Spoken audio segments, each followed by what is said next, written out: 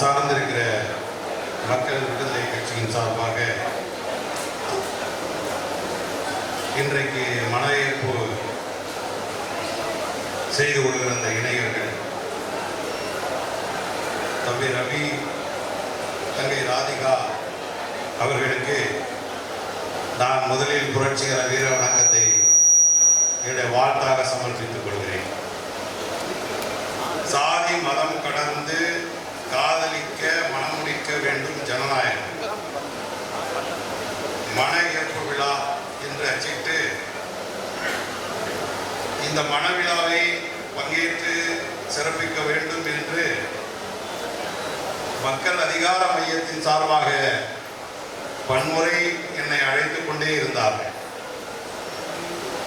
நானும் எச்சூழலிலும் இந்த நிகழ்வை தவிர்த்துவிடக் கூடாது என்று வழக்கமாக நாட்காட்டியிலே குறித்து வைத்துக் கொள்கிற நான் என் மனத்திரையிலே அதை குறித்து வைத்துக் கொண்டேன்.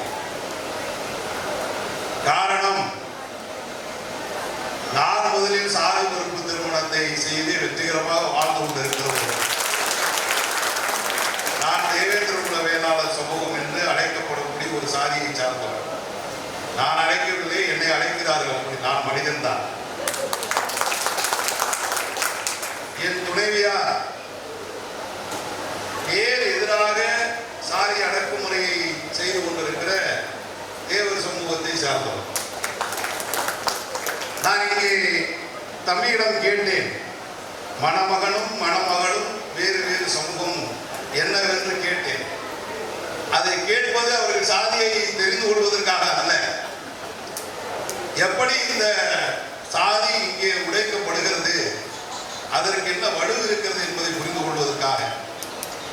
தங்கை ராதிகா தேவேந்திர குல வேளாளர் சமூகத்தை சார்ந்தவர் என்று சொன்னார். அதே போல தம்பியும் தேவர் சமூகத்தை சேர்ந்தவர் என்று சொன்னார். எனக்கு பெண் கொடுத்ததாலே நான் இப்பொழுது அவர்களுக்கு பெண் கொடுக்கிறேன். முன்னால் செய்ததை நாங்கள் இப்பொழுது செய்கிறோம். ஏன் சொல்கிறேன் என்றால், தமிழ் சமுதாயத்தின் அடிப்படையான 3 கூறுகள் சாதி, மானம், வீரம். இது 3ம் தமிழனுக்குரிய அடிப்படை கூறு. அவன் சொல்றான், சாதி ஒழிக்க வேண்டும் என்றால் காதல், மானம், வீரம், இது 3ம் தமிழ் சமூகத்தினுடைய அடிப்படை கூறு என்று இன்னைக்கு சொல்லல. அகநானூரும் புறநானூரும் 2000 ஆண்டுகளுக்கு மேலாக வலியுறுத்தி வரக்கூடிய ஒரு இலக்கணம். ஒருவன் தமிழன் என்று சொன்னால் அவன் காதல் வயப்பட வேண்டும். ஒருவன் தமிழன் என்று சொல்ல வேண்டால் அவனுக்கு வீரம் இருக்க வேண்டும். ஒருவன் தமிழன் என்று சொல்ல வேண்டும் என்றால் அவனுக்கு மான உணர்ச்சி இருக்க வேண்டும். தந்தை பெரியார் அவர்கள் சொல்வதை போல மானம் மனிதனுக்கு அழகு, அறிவுள்ள மனிதனுக்கு மானம். அப்ப அறிவு சார்ந்த சமூகம் தமிழ் சமூகம். அப்படி பார்த்தால் இந்த காதல் இன்னைக்கு என்ன சூழ்நிலைனா, காசி தமிழ்ச்சங்கம் நடக்குது. சனாதன கும்பல் காசியில காசி தமிழ் சங்கம நிகழ்ச்சி நடத்துறான். ஆனால் கீழனுடைய அறிக்கையை வெளியிடாமல், சகோதரர் அமரர் ராமகிருஷ்ணன் அவருடைய அந்த ஆய்வறிக்கையை ஏற்றுக்கொள்ளாமல், மீண்டும் மீண்டும் இந்த ஆய்வறிக்கையை ஏற்றுக்கொள்ள மாட்டோம், அதில் குறை இருக்கிறது, குற்றம் இருக்கிறது என்று சொல்லி கீழடியை தமிழனுடைய தாய்மொழியாக இருக்கக்கூடிய கீழனுடைய பெருமையை அங்கீகரிக்க மறுக்கிற சனாதன கும்பல் இருக்கிறது ஆட்சியில் இருக்கிறது.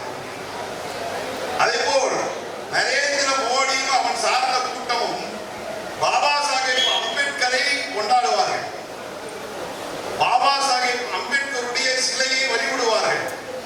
பாராளுமன்றத்திலே அதற்கு மரியாதை செய்வார்கள். எல்லா இடத்திலும் அம்பேத்கரை மதிப்பதை போல் ஒரு தோற்றத்தை ஏற்படுத்தக்கூடிய இந்த RSS கும்பல் பட்டியலின மக்களுக்கு எதிராக, பட்டியல் சமூகத்திற்கு எதிராக அனைத்து விதமான சதியையும் சூழ்ச்சியையும் அவர்கள் கட்டமைத்து விட்டுக் கொண்டே இருப்பார். அதே போல் மகாத்மா காந்தியை கொண்டாடுவதை போல் நடிப்பார்கள். அமெரிக்க ஜனாதிபதியை அழைத்து கொண்டு வந்தால் காந்தியினுடைய குஜராத்தில் கூட்டு போய் காந்தியினுடைய பிறந்த இடத்துக்கு கூட்டு போய் அது ஒரு பெரிய நாடகம் போல் நடத்துவார். ஆனால் இன்றைக்கு 100 நாள் வேலை திட்டத்தை சிதைத்து, மகாத்மா காந்தியினுடைய பெயரை சிதைத்து, இன்னைக்கு உலகம் முழுவதும்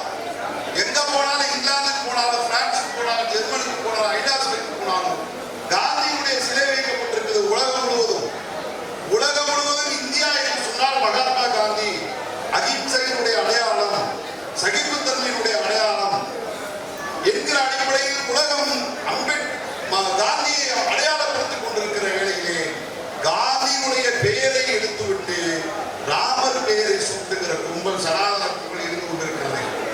அதே போல பார்த்தீங்கன்னா இப்ப சமீபத்தில் கூட மோடி சவுதி மத்திய அந்த அரேபிய நாடுகளுக்கு போனா அவருக்கு எல்லா இஸ்லாமிய நாடுகளும் இவருக்கு உயர்ந்த விருது பட்டங்களை கொடுத்துக்கிட்டே இருக்கு. அது ஒரு செய்தி வந்துகிட்டே இருக்கும். ஆனா இங்க பாத்தீங்கன்னா அந்த மக்களுக்கு எதிராக அனைத்து விதமான அடக்குமுறை ஒடுக்குமுறை சட்டங்களையும் ஏறி கொண்டிருக்கிறது இந்த மைய அரசு, இந்திய அரசு. அவர்கள் தான் மோடி அங்க போய் கிறிஸ்துமஸ் தினத்துல கொடிகால் போட்டு டெல்லியில அங்க வழிபாடு செய்து கொண்டிருக்கிறார். இங்க தேவாலயங்களை கூட இடிச்சு கொடுக்கின்றார். இவர்கள் தான் ஒவ்வொரு வருடமும் பிப்ரவரி 14ஆம் தேதி உலகம் கொண்டாடுகிற காதலர் தினத்திலே பூங்காக்கள், கடற்கரை எங்கெல்லாம் காதலர்கள் சேர்கிறார்களோ அங்கெல்லாம் சென்று அவர்களை தாக்கக்கூடிய ஒரு மனித விரோத கூட்டம் இந்தியாவிலே மத்தியிலே ஆட்சியிலே இருந்து கொண்டிருக்கிறது. அவர்கள் சாதியும் சனாதனத்தையும் மீண்டும் கட்டளித்துக் கொண்டிருக்கின்ற நேரத்தில் சாதியத்தையும் சனாதனத்தையும் உடைக்கக்கூடிய சக்தி சாதி மறுப்பு திருமணங்களுக்கு, காதல் திருமணங்களுக்கு தான் இருக்கிறது என்பதை நடைமுறைப்படுத்துகிற வகையிலே இன்றைக்கு இந்த திருமணம் இங்கே நடந்து கொண்டிருக்கிறது. இன்றைக்கு நடந்து கொண்டிருக்கிறது. அதே போல்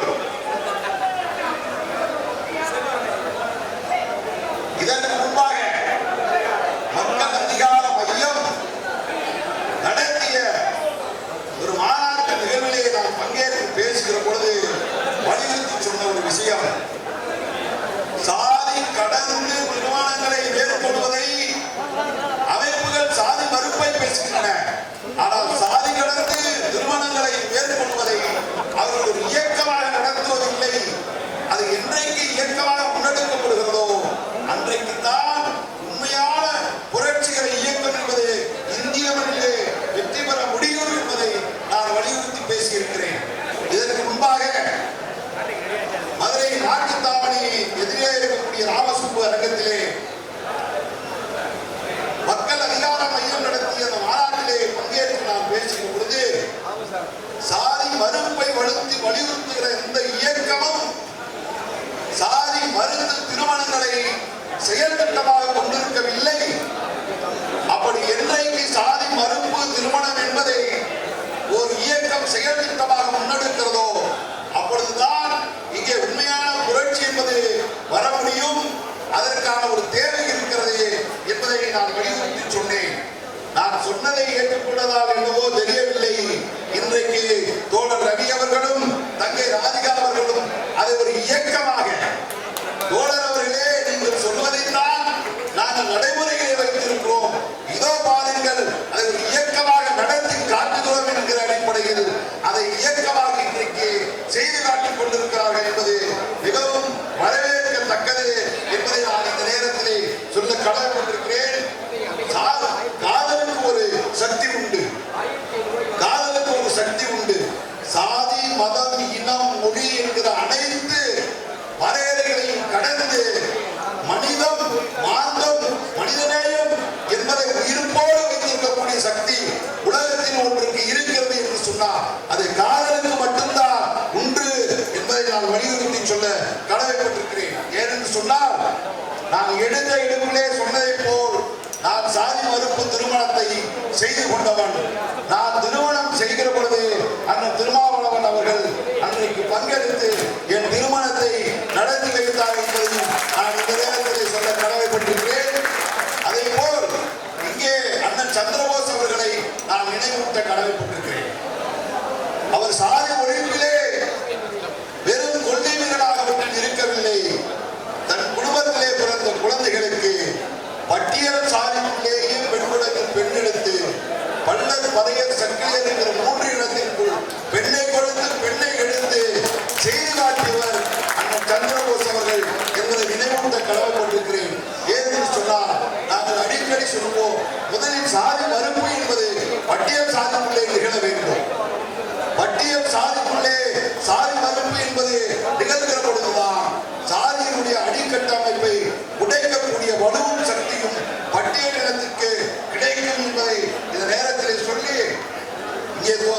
கவின் போன்று நூற்றுக்கணக்கான இளைஞர்கள் ஆணவ படுகொலைக்கு ஆளாகி உயிரிழந்திருக்கிறார்கள்.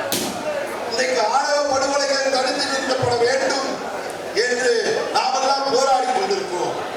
ஆன்மீக தமிழக முதலமைச்சர் அண்ணன் தளபதி ஸ்டாலின் அவர்களும் இன்றைக்கு சாதி ஆணவ படுகொலைகளை தடுத்து நிறுத்துவதற்கான சட்டத்தை கொண்டு வருவதற்காக அதற்காக ஒரு நீதிபதி தலைமையிலே ஒரு குழுவை அமைத்திருக்கிறார்கள். இந்த சூழ்நிலையிலே நாம் உங்களை எல்லாம் வலியுறுத்தி கேட்டுக்கொள்வது, இந்த மண்ணிலே உண்மையிலே புரட்சி கொண்டு வர வேண்டும்.